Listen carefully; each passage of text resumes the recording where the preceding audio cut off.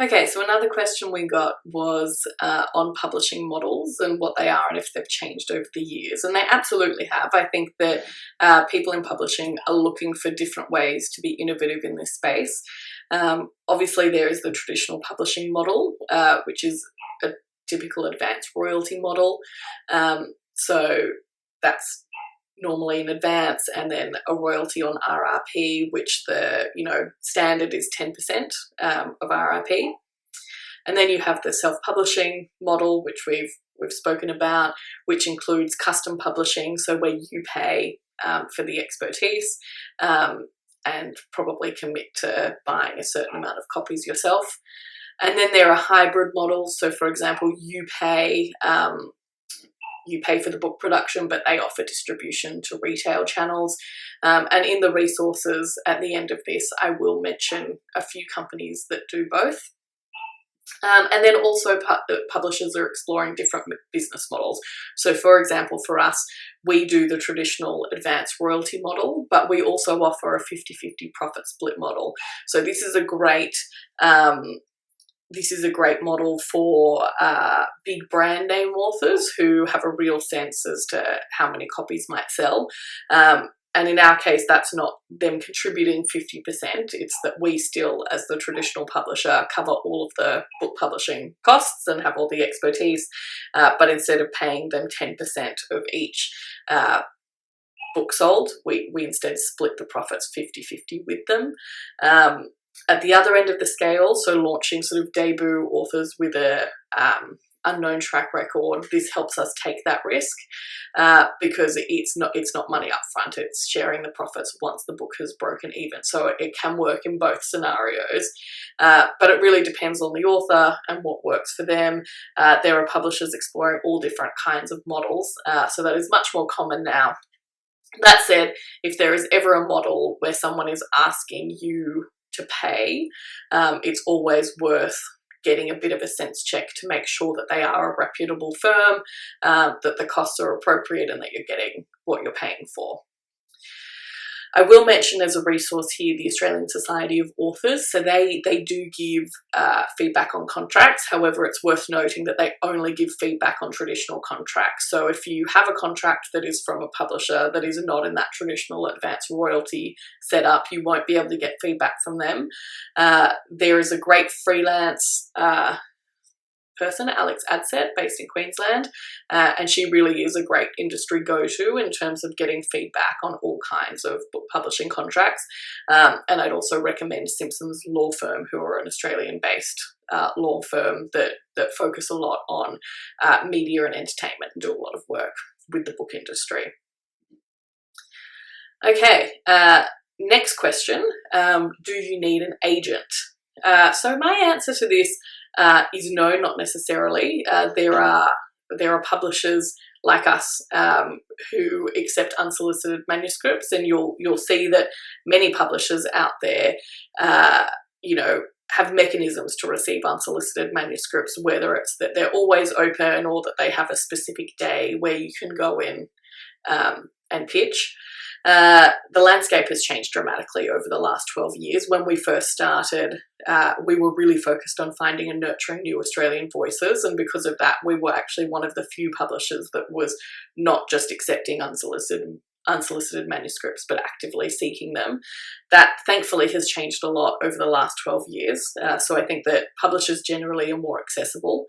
That said, what an agent can do, so a literary agent, is that they themselves will have industry experience. So they, once they sign you, they can work with you on the messaging of the book, the audience of the book, the positioning of the book, and then of course will use their own networks to try to find the right publisher, the right home for your book to sit in. On top of that, they're used to dealing with contracts, so it's great to have an agent negotiate those contracts on your behalf.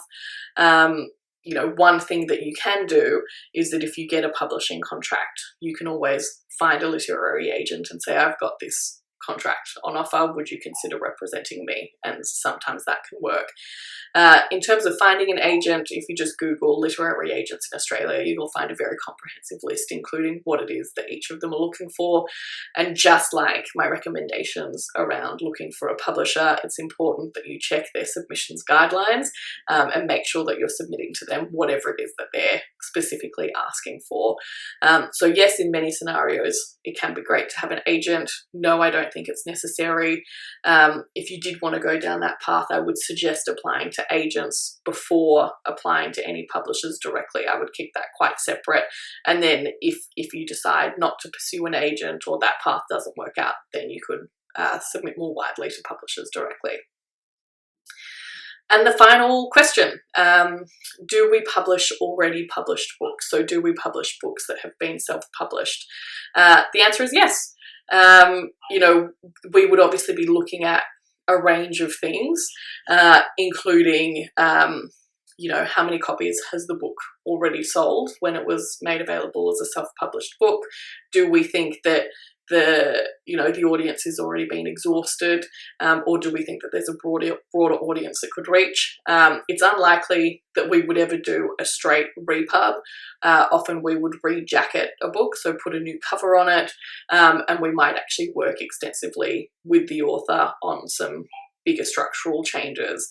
It's rare that the same book would come out almost exactly as is. That said, we published a book last year that's a young adult sort of teen book that deals with some animal welfare issues. It was the first in the series, called Sky by Ondine Sherman, and we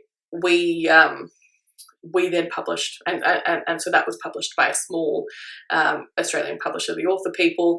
We then republished it with a different cover, and we didn't do a huge amount of editorial work on it, but what we did do was work with the author on a sequel, and now the third book in the series has just come out as well. So often there is kind of a broader piece to it. But long story short, no, having self-published a book does not exclude you from pursuing traditional avenues later. It really depends. Is the book suited for the traditional channels, and is there a broad audience that we could be helping reach? So it's definitely something worth considering. And actually, before we wrap up, this wasn't a question, but I think it is something important to share, which is about rejection. And people often, have this misconception that if their manuscript is rejected from a traditional publisher, that it says that the manuscript is bad. And that is not the case. I really just want to stress that a manuscript might not be right for a publisher for a raft of reasons. For example, we have rejected manuscripts that we thought were wonderful stories, but were too similar to another book that we had coming out in the same period. And, with only so many books coming out a year, that becomes challenging, and you don't want one of your books to be cannibalizing the other book. We've rejected books purely because we just don't think that we're the right place to be able to give them the best opportunity. If we're signing a book, we want to make sure that we can really do justice by that book, that we know we have the expertise to get it into the hands of the readers that it needs to be with, and we have the expertise to market it and publish it so that it can be the best that it possibly can be. And there are just some books that we're much better at doing than others. And that's the same for all publishers. All publishers have areas that they specialize in, and that's often why on the submissions guidelines you'll find that publishers are looking for some specific books over other specific books. So please don't be disheartened. It is not necessarily any kind of commentary on your manuscript.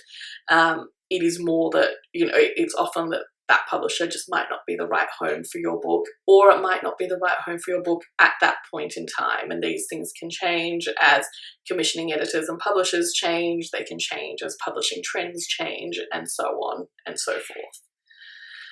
And that's it. I hope I have answered all of your questions well. Thank you so much for taking the time to join me.